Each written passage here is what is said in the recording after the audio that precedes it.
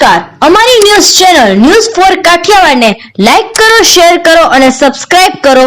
News for Kathiawad. નમસ્કાર.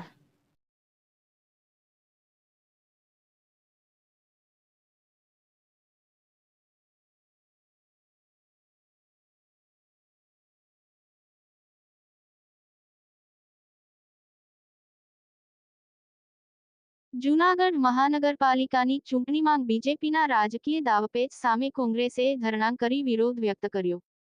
કોંગ્રેસ પ્રમુખે જણાવ્યું હતું કે ધારાસભ્ય, શહેર પ્રમુખ ફોન કરી રોકડની કરી રહ્યા છે ઓફર અને વોર્ડ નંબર 7ના કોંગ્રેસના ઉમેદવારોને પૈસા ધાક ધમકી આપી ફોર્મ પરત ખેંચવા માટે દબાણ કરાયું છે અને હાલમાં લોકશાહીનું હનન કરતા હોય તેમ ગુંડાઓને સાથે રાખી ઉમેદવારોને ધમકાવવામાં આવી રહ્યા હોવાનો પણ આક્ષેપ કોંગ્રેસ દ્વારા લગાવ્યો છે. ત્યારે કોંગ્રેસના પૂર્વ કોર્પોરેટર મંજુલાબેન વધુમાં જણાવ્યું હતું કે બીજેપી પ્રજા સામે જતા ડરી છે રહી છે તેમજ વિસ્તારમાં લોકોના કામ નથી કર્યા જેથી નીતિથી ચૂંટણી લડવામાં ડરે છે તેમ જણાવ્યું હતું. તો બીજી તરફ અમિત પટેલ શહેર કોંગ્રેસ પ્રમુખે જણાવ્યું હતું કે અમારા ઉમેદવારોને કંઈ પણ થયું તો ગુજરાત સરકાર જવાબદાર ગણાશે તેમ અંતમાં તેઓએ જણાવ્યું હતું.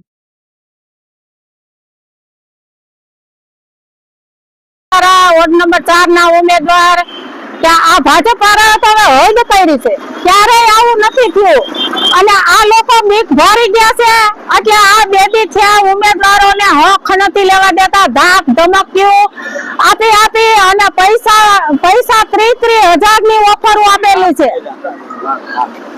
30 લાખની ઓફરો આપી અને લઈ જવાનું કરે છે. આ જૂનાગઢની તેજોરીઓ ખાલી કરી અને આ ભ્રષ્ટાચારી પોતે તો છે પણ હજી જે ઉમેદવારો ફોર્મ ભરેલા છે એને શીખવાડે છે કે અમારી વાયદે તમે ભ્રષ્ટાચારીઓ બની જાઓ.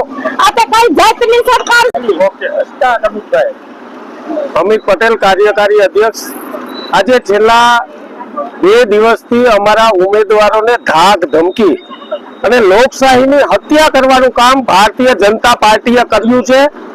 એટલા માટે આજે ધરણા ઉપર ઉતરવું પડ્યું છે અને હું ચોક્કસપણે કહીશ કે જેટલા ફોર્મ ખેંચાણા એમની ઉપર જે અત્યાચાર ગુજારવામાં આવ્યો છે ગુંડા તત્વોએ અને એમને જે પૈસાની ઓફરો કરવામાં આવી, એમને પૈસા આપવામાં આવ્યા, લાલચો આપવામાં આવી, આ દેશમાં અને આ જૂનાગઢની જનતા ને વિનંતી કરું છું કે આ લોકોને મતદાનનો અધિકાર પણ છીનવી લેવો છે લોકો પાસેથી.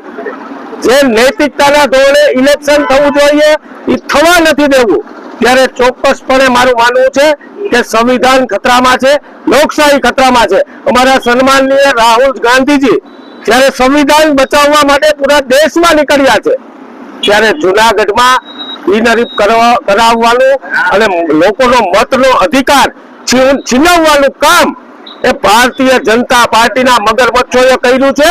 અમારી પાસે એના પુરાવાઓ છે અને તમામ ઉમેદવારોને અમે કહીએ છીએ તમારામાં તાકાત હોય અમે 60 લોકો હટી જઈએ, પણ જૂનાગઢનું દર્દ, જૂનાગઢની વેદના, એટલા માટે અમારા ઉમેદવારોને અમે ઉભા રાખ્યા છે. હું જનતાને વિનંતી કરું છું કે આમની સામે બહાર આવવું પડશે, રસ્તા ઉપર આવવું પડશે.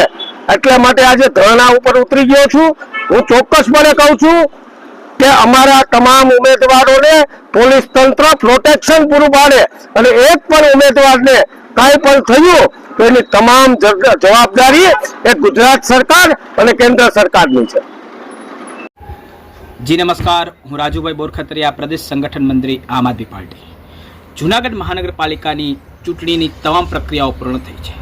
ત્યારે આમાં મહાનગરની અંદર ક્યાંક ને ક્યાંક રાજકીય પાર્ટીઓએ લોકશાહીનું હનન કર્યું છે.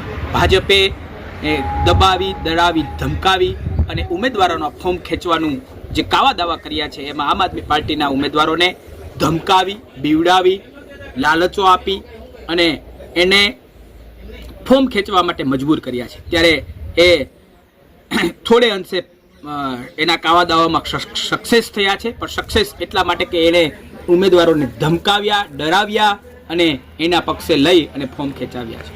લોકશાહીનું હનન એટલા માટે કહીશ કે કોંગ્રેસે પણ આમ ભાજપને ટેકો આપ્યો છે. કોંગ્રેસે એને જે ફોર્મ ખેંચવાનો રેશિયો છે એ ખૂબ ઊંચો રહ્યો છે અને કોંગ્રેસ અને ભાજપે મળી અને લોકશાહીનું હનન કર્યું છે, ત્યારે આમ આદમી પાર્ટીના સિપાહીઓ અકબંધ રહ્યા છે, અડીખમ રહ્યા છે, જેનો મને ખૂબ આનંદ છે કે ઘણા લોકોને પણ ખૂબ પ્રેશર હતું, ખૂબ દબાણ હતું, ખૂબ ડરાવવા ધમકાવવાના પ્રયત્ન કરાવવામાં આવતા હતા, પણ એ લોકોએ એની વાત ન માની અને એક પક્ષ એ પકડી રાખ્યો કે અમારે તો નિડરતાથી લડવું છે, લોકોની સેવા કરવી છે, લોકોની વચ્ચે જઈ અને લોકશાહીને બચાવવી છે. અને લોકશાહીને બચાવવા માટે જ્યારે આમ આદમી પાર્ટીના જે સિપાહીઓ ઉતર્યા છે એ પૂરી તાકાતથી લડશે, પૂરા દમખમ સાથે લડશે અને લોકશાહીને બચાવવા અને જનતાની સેવા કરવા, લોકોને એક સારો વિકલ્પ આપવા માટે આમ આદમી પાર્ટીના જે સિપાહીઓ છે ઉતરશે. ત્યારે લોકોને પણ એક મારી અરજ છે, એક વિનંતી છે કે જે સિપાહીઓ ઉતરવાના છે એને સંપૂર્ણ સાથ અને સહકાર આપે અને લોકશાહી બચાવવા માટેની જે મુહિમ ચાલી રહી છે આમ આદમી પાર્ટીની, એમાં આપ સહભાગી બને. અસ્તુ. રાજુ બોરખદરિયા, પ્રદેશ સંગઠન મંત્રી, આમ આદમી પાર્ટી.